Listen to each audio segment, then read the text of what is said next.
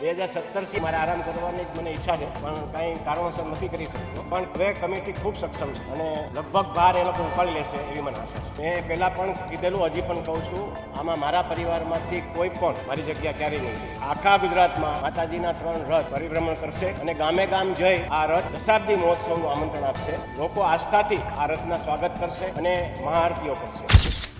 2027માં કાગવડ સ્થિત ખોડલધામ મંદિરની પ્રાણ પ્રતિષ્ઠા મહોત્સવને 10 વર્ષ પૂર્ણ થવાના છે.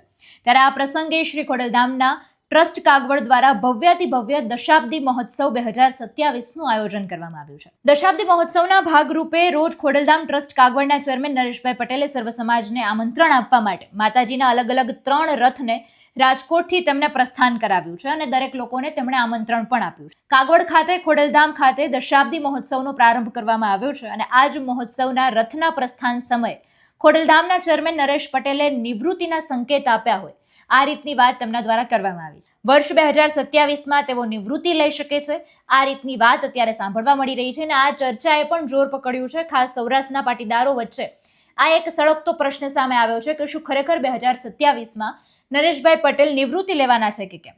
તેમણે એવું કહ્યું છે કે અમારી ટીમ હવે સક્ષમ થઈ ગઈ છે, હું આરામ કરવા માંગુ છું અને મારી જગ્યાએ ક્યારેય પણ મારા પરિવારમાંથી કોઈ વ્યક્તિ નહીં આવે, પણ એની ખાતરી આપું છું.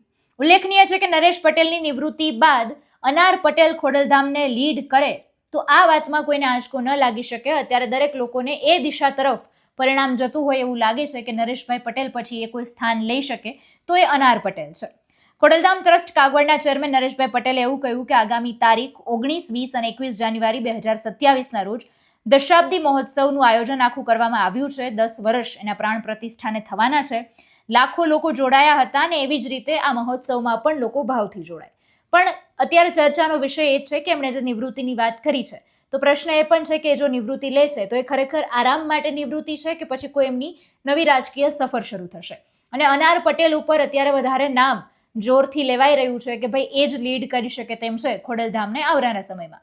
તો એ પણ હવે શું પરિણામ આવે છે જોવાનું રહ્યું. આને લઈને પ્રતિક્રિયાઓ સામે આવી છે તો તેને સાંભળીએ. તારીખ 19, 20, 21 3 દિવસ કાર્યક્રમના ભાગરૂપે આજે આખા ગુજરાતમાં માતાજીના 3 રથ પરિભ્રમણ કરશે અને ગામે ગામ જઈ આ રથ દશાબ્દી મહોત્સવનું આમંત્રણ આપશે અને લોકો આસ્થાથી આ રથના સ્વાગત કરશે અને મહાઆરતીઓ કરશે. 2017થી આપ જાણો છો કે મારે આરામ કરવાની જ મને ઈચ્છા છે, પણ કાંઈ કારણોસર નથી કરી શકતો. પણ હવે કમિટી ખૂબ સક્ષમ છે અને લગભગ ભાર એ લોકો ઉપાડી લેશે એવી મને આશા છે. બિલકુલ નહીં, મેં પહેલાં પણ કીધેલું, હજી પણ કહું છું, આમાં મારા પરિવારમાંથી કોઈ પણ મારી જગ્યા ક્યારેય નહીં લે. સમાજના કાર્યક્રમની અંદર એક જ્યારે સિરિયસ માહોલ હોય ને ત્યારે થોડુંક પરિવારવાદ રમૂજ થાય ને તો લોકોને મજા આવે અને એ આપણે આજે નિહાળ્યું. આરામ કરવાનો મતલબ એ છે કે મેં 2009થી પ્રવાસ કરી રહ્યો છું અને લગભગ અત્યારે આ 26 ચાલી રહ્યું છે. 27માં હું એમ કહું કે મને થોડો આરામ કરવા દો, વધારે લોકો કામ કરે આપણા મારા જગ્યાએ, તો એમાં કાંઈ ખોટું નથી. સુરતની અંદર આની પહેલાંની પ્રેસ કોન્ફરન્સ સુરતમાં મેં લીધેલી, એમાં અમે 42 વીઘા જમીનનું સંપાદન કરેલ છે અને હજી બાજુની જગ્યાનું પણ વાતચીત ચાલી રહી છે. ટૂંક સમયમાં એટલે કે નવરાત્રિની આસપાસ સુરતની અંદર અમે ખાતમુહૂર્ત પણ કરવા જઈ રહ્યા છીએ. હું પહેલેથી કહું છું, ગમે એટલી સંસ્થાઓ થઈ સારી વાત છે, લોકોને એમાં વધારે મોકો મળશે ત્યાં જવાનો, લોકો ત્યાં જઈને એના કામ કરાવશે, ત્યાં જઈને આસ્થાનું પણ એ લોકોને જ્ઞાન થશે, તો એમાં કોઈ ખોટી વાત નથી. એટલે આ રીતની ચર્ચા સામે આવી છે. આવનારા સમયમાં ખબર પડશે કે આ દિશામાં શું નિર્ણય લેવાય છે. સમગ્ર મુદ્દાને તમે કઈ રીતે જુઓ છો એ કમેન્ટમાં જણાવજો. ફરી મળીશું. હવે મને રજા આપશો. નમસ્કાર.